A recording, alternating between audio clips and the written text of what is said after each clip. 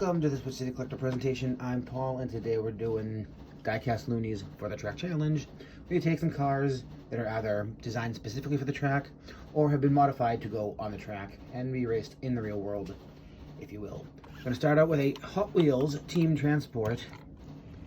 The truck itself is the Fleet Flyer.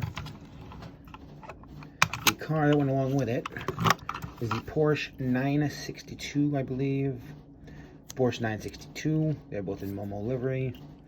It's an impressively large race car. The sort of what do you call it kind of car? Racing, not Formula One, whatever the kind it is. Le Mans, this thing, you know, made for the track. Sticking with the made for the track, we have the Hot Wheels Volkswagen Idr. This is a real world livery in the IDR, in the Volkswagen racing kind of livery.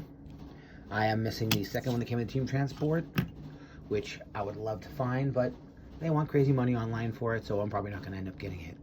That again is a real world livery, and when it comes to the race cars, I prefer them to be real world liveries. With some castings, I'll make an exception. But here's the Hot Wheels IDR. The Volkswagen IDR by Hot Wheels. Sticking with for the track, we have the Norev made Audi R18. I believe this may be an electric vehicle. I'm not sure. I can't remember. I believe as Norev does, this is a real world livery in your Audi racing. I don't know what scale it is. It sort of scales well with the Hot Wheels. It doesn't probably scale with the 164th, which we'll see a little later. We have some actual 164ths coming along. Then we've got from Hot Wheels the Formula E Gen 2, which is an electric IndyCar type vehicle, and I believe it's a real world livery and tag hewer. Pretty impressive, funky looking car, but like I said, I'm pretty sure it's a real world livery, so that's why I picked it up. It's an interesting race car. Not that I'm into that kind of, not into this kind of racing it much in my cars, but well, we all get stuff that goes a little off the rails. Not totally in the collection. Then we have the 65th anniversary Globe Travelers from Matchbox, the Ford GT40. It was a series that came in a box. They have rubber tires. Nice paint deco all the way around. Beautiful matte blue, flat blue in your golf racing, which I know lots of people are crazy over the golf livery. Me, not so much. My family wasn't really a golf gas brand. We were into Getty, but that's another story, and some other local brands. Beautiful race car. Get that there. Are we done with the specifically for the track? No, we have. Maybe we are done with the specific. No.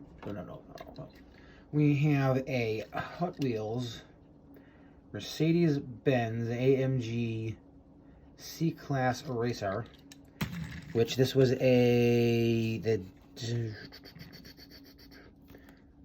German series, I believe it was, maybe Deutschland design. This is an actual real-world livery. Well, probably one of the first Hot Wheels that has complete deco all the way around, because there is printing on the roof, printing everywhere, all over design. They, of course, picked the wrong car number. They didn't do the right one. I can't remember off the top of my head what it should be. Metal body, metal base, rubber tires. Great looking racing wheels. Plastic spoiler. Here's your back tempos. Then we've got Hot Wheels. I forget what series this came out in. The Porsche 365 Outlaw in a racing deco, which these were raced on the track. They weren't specific. I don't think they were specifically made for racing, but as long as they were made to race on the track, they're good.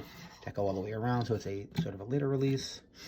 Then we have a Ford 1970 Ford Escort Rs 1600 in what looks like a black, but it's a very, very, very dark blue with metal flake and gold tampos.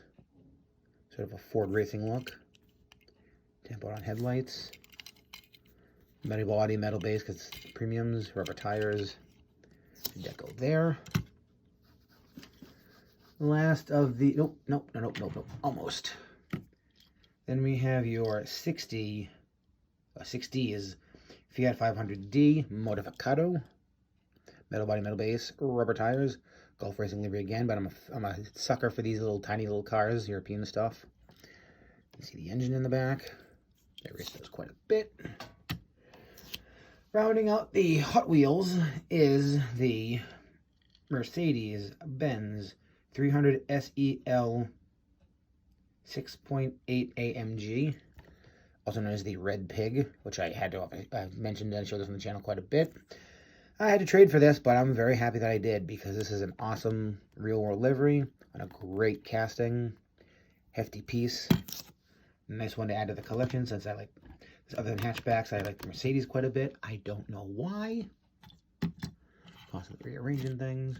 Now we're on to our hatchbacks, because, you know, we're all hatchbacks here in the Witch City. We have a Norov-made Peugeot 206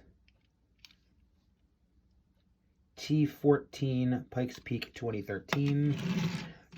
Debatable whether that's actually for the track, but it is a race car made specific for racing, with the front split, with the front low splitter and the big wing in the back, and your Red Bull racing graphics. This is the slightly larger scale Norov stuff. I think they're like 155 scale or something, because they're certainly not 1/64th.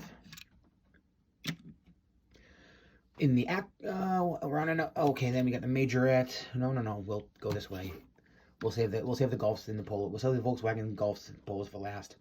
Shown this a couple times. The Tarmac Works Hyundai i30N TCR from the TCR Malaysia 2019 champion in Loonie racing, in Loonie graphics.